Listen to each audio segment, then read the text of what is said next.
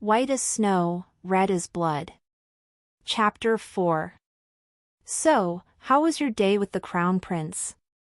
Snow White asked her sister as they walked through the forest. Fine, nothing unexpected happened. He returned to the castle and said he would gather a search party. Now, please focus on the task ahead of us.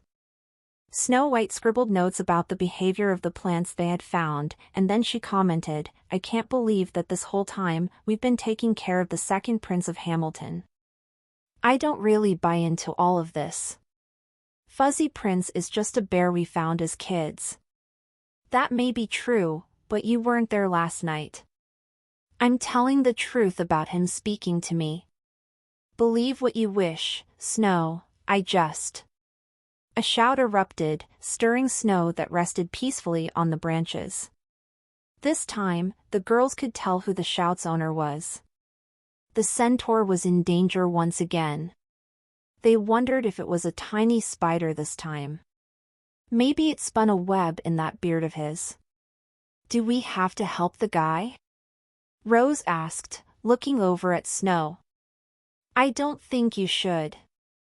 The last time I talked to him, he threatened your life. But I might be able to help. That's when they heard a vicious roar, a deep sound from a large, angry animal. Without a second thought, both girls rushed over to the racket. They came upon a clearing where one of the centaur's hooves was trapped between two giant rocks. Nothing else seemed to be there. The only sign of the large animal was the scrapes along the centaur's arms. When he saw them, he shouted, Please help me. It's going to come back and kill me. I know it. The girls scrambled over to him. Desperately, they tried to make room for his hoof, but they weren't strong enough to lift the rock. The centaur pleaded with them to hurry as a bear entered the clearing. Snow White perked up at the sight of the bear, trying to see its eyes. Before stepping closer, Rose demanded that she stayed back. Snow, don't assume it's friendly. Help me move this. Finally, the centaur's hoof slipped out between the rocks.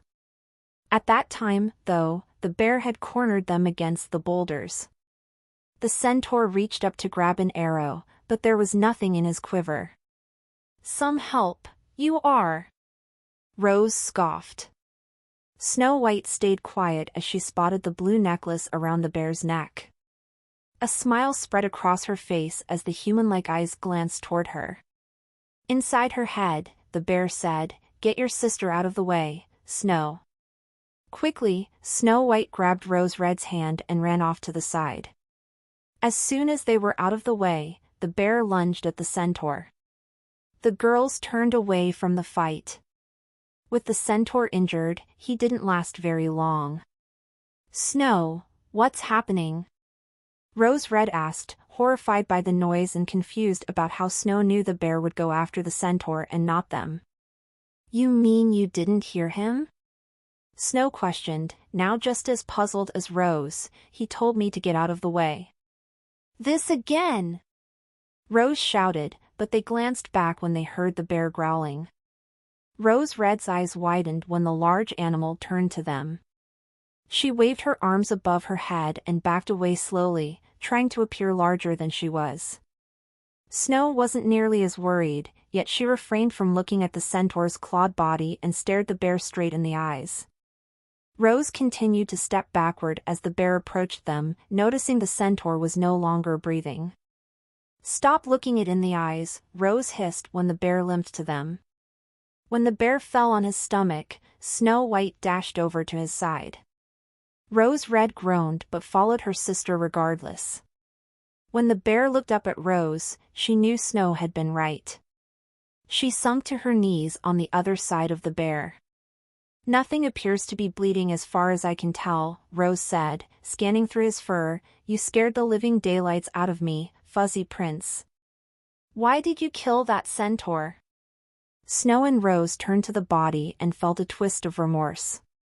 The centaur had been an ungrateful fellow, but death hardly seemed a fair punishment. Then, the body lit as if on fire, blinding them. When the light died, the centaur had transformed into a human, but his body remained. While the girls were distracted, a hand emerged from the bear's skin and rested on Snow's fingers. She let out a surprised gasp, and a male's voice spoke her name aloud. Snow. Rose Red and Snow White gawked at a bear who was no longer a bear but a young man. He wore tattered brown and green clothes that were much too small for him, and he had a cape made of bearskin. His hair was the same color as the bear fur and extended past his shoulders. His face was scruffy, and a small scar was near his right eye. Around his neck was Snow's necklace. He looked at Snow with his deep brown eyes for a while. After that, he turned to Rose, taking her hand as well. She stared at him with shock when he said her name next. Rose. It's good to finally greet you with words. Snow White was the first to break out of her daze. She jumped forward and wrapped her arms around him. Her embrace knocked him right over. He laughed a bit, then put his arms around her as well. Then Rose Red cleared her throat. When that did nothing, she said to her sister, "Look who's throwing herself at a prince now. Or have you already forgotten who he is?" The two stood up, and Nathaniel kept his distance from Snow. Then he walked over to Rose and hugged her as well. "It's all right. I couldn't care any less what people say. You are my dearest friends." Rose gave in and hugged him back, crying a little. "You're a real jerk for leaving us like that. I forgave you since you were only a dumb bear, but this?" He laughed as they broke apart. "I'm sorry about that, but I knew that the only way to help the two of you was to become human again. I researched over the years and discovered this wizard's enchantments last as long as his life. So the only way to end it was to kill him?" Rose whispered. Nathaniel nodded, but it took a while. "As you can see, he was once a human, but finally, I realized he changed his identity completely. But why would he do that willingly? Centaurs are considered lesser than any race because they were cursed." Nathaniel peered over his shoulder at the body. "Because my mother wasn't looking for a centaur." Turning back to the girls, he sighed, "I'm sorry you had to witness that. I will bury him." Rose shook her head. "The ground is too hard to bury a body. We'll just have to surround him with rocks."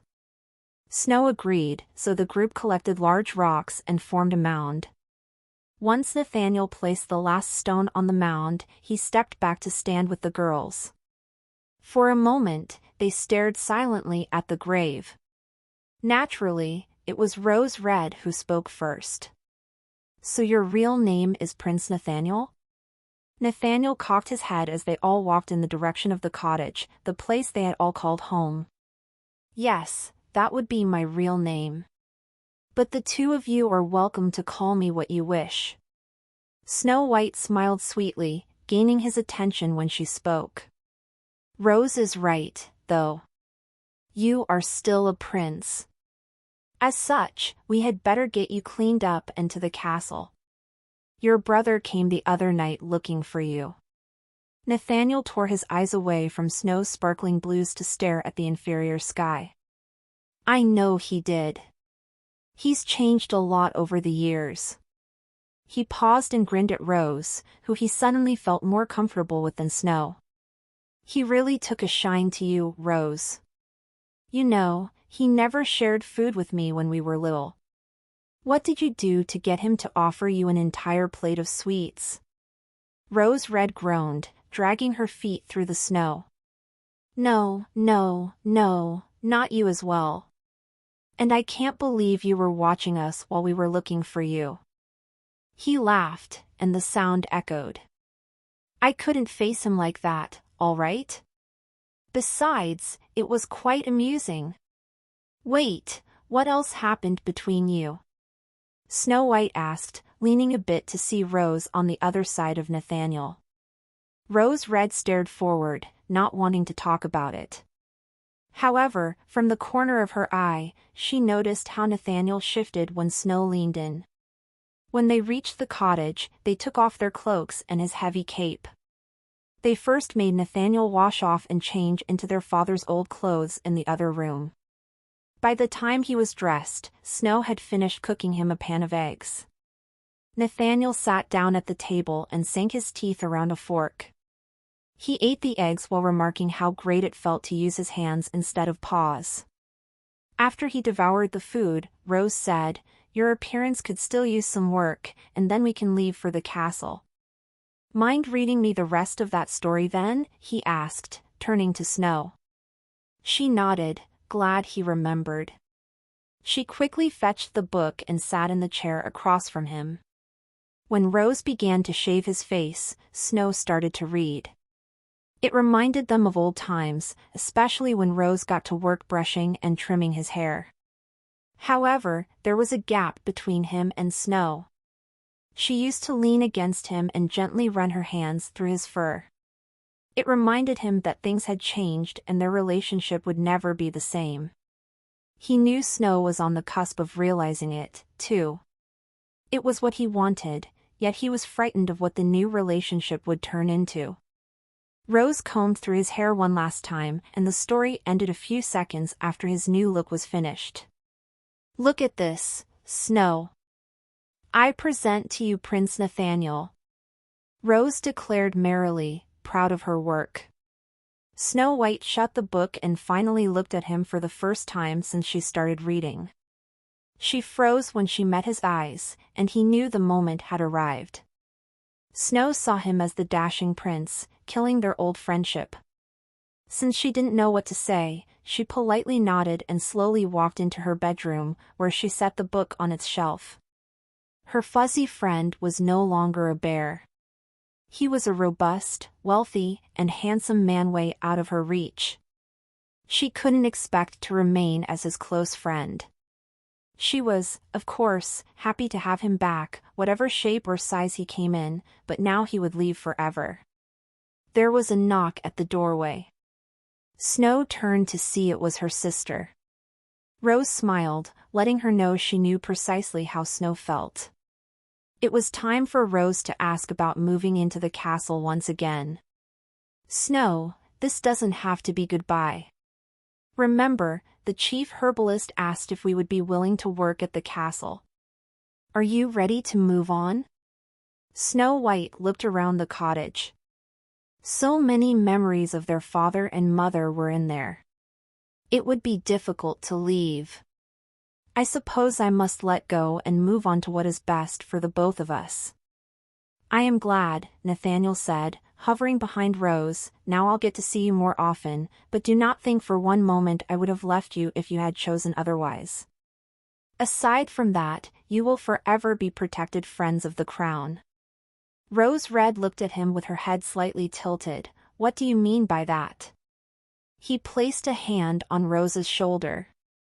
"From this day forward, you'll be ladies of the court." "You're giving us titles? Can you even do that?" Rose Red asked. He shrugged. "I haven't got a clue, but I don't care. Let's make haste and see my brother. We can ask him about it, but I'm sure he's also been planning to reward you. Though knowing him, he's probably overthinking it. What would his idea be?" Rose Red got out as Nathaniel directed her over to the front door. Snow trailed behind, keeping her distance. Nathaniel handed the girls their cloaks and said, "Asking you to marry him, of course." Rose narrowed her eyes and laughed sarcastically.